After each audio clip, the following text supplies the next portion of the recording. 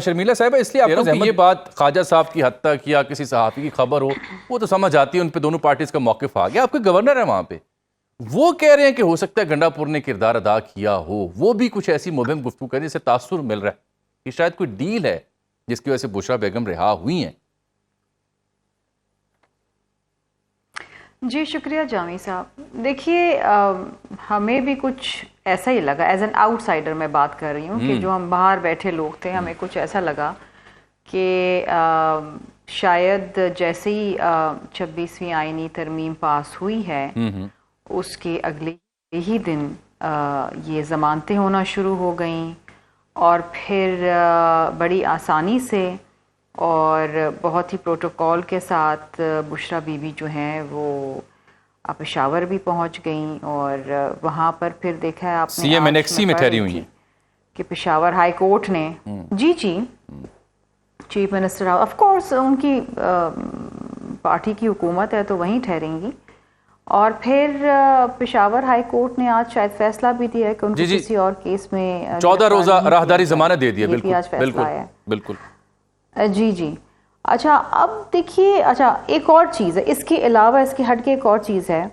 कि पहले पीटीआई वो स्पेशल पार्लियामेंट्री कमेटी के अंदर शिरकत कर रही थी और बात भी कर रही थी, डायलॉग भी कर रही थी, उनके कहने पे चंद एक शिके भी निकाली गई और उनका एक बड़ा अच्छा किरदार रहा वहाँ पर,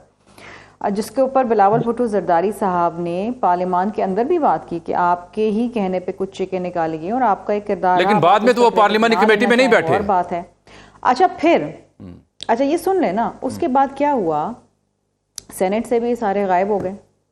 तो एक सेफ पैसेज दे दिया। फिर ये नेशनल असेंबली के अंदर भी इन्होंने वॉकआउट कर दिया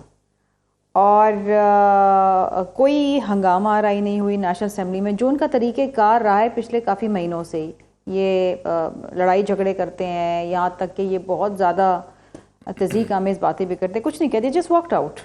और 26वीं आईनी तरमीम जो है बड़ी खुश असलूबी से पास हुई। तो और फिर देखिए गंडापुर साहब की जो बात कर रहे हैं फैसल करीम कुंडी साहब, वो एक तरीके से मुझे भी लगती है, क्योंकि देखिए वो अचानक से जब गायब हो जाते हैं, उनको सारा जहां ढूंढ रहा होता है लेकिन वो फिर खुद ही नमूदार हो जाते हैं, तो कहाँ जाते हैं कहाँ आते हैं ये किसी को नहीं पता, वी डोंट नो। और वैसे तो वो पीटीआई के लिए बड़ी बातें करते हैं, लेकिन ये मैं आपसे कह सकता हूं, नोइंग पंजोथा साहब एंड अदर्स, ये उनके गायब होने का इल्म पंजोथा साहब और उनकी अपनी पार्टी को भी नहीं होता। शर्मिला साहिबा,